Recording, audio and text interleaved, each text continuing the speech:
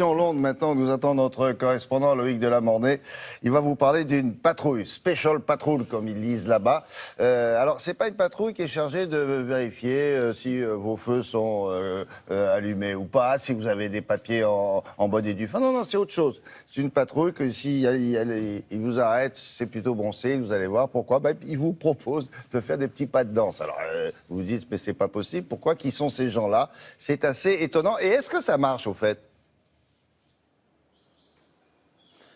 Oui, bonjour William, ça marche très bien. Alors nous, on va repartir encore plus loin que les années 60. Peut-être que vous pourrez venir avec Nathanaël. Ça s'appelle effectivement la Swing Patrol, du nom du swing, ce genre musical au croisement entre le rock et le jazz qui était très en vogue dans les années 40 et 50. Et vous savez, les Britanniques, ils adorent danser, ils adorent se déguiser, ils adorent le vintage. Eh bien, il y a donc depuis 7 ans maintenant la Swing Patrol à Londres qui intervient, qui patrouille dans la ville et puis qui organise comme ça, au débeauté, des balles en plein air ou même des cours de danse et qui vous emmène dans ce mouvement très entraînant.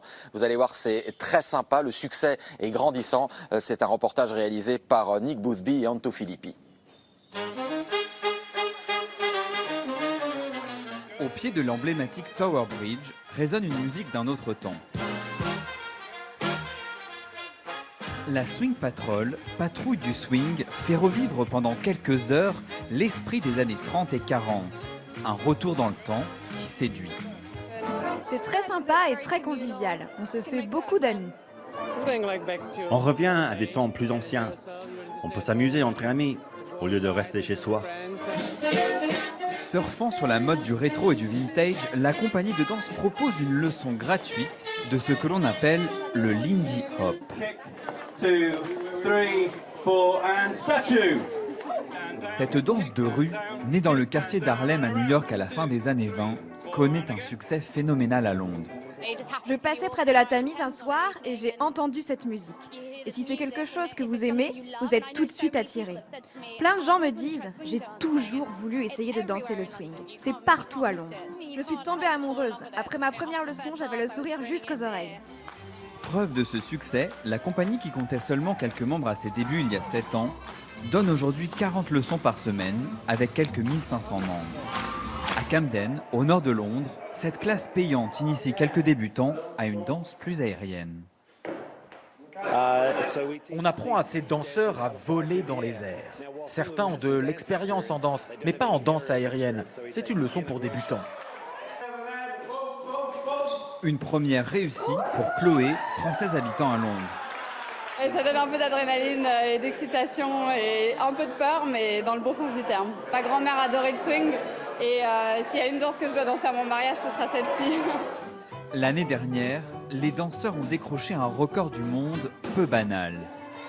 Près de 1000 personnes réunies pour danser tous ensemble le Charleston.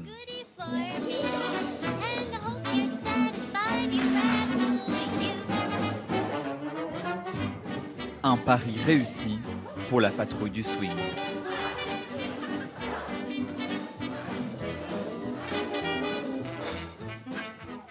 Ah oui, il y a du monde là. Au Royaume-Uni, il y a toute une communauté de danseurs. On les a vus, là, ils sont un peu rétro, donc. Mais on peut les voir régulièrement. Ils se réunissent, je sais pas.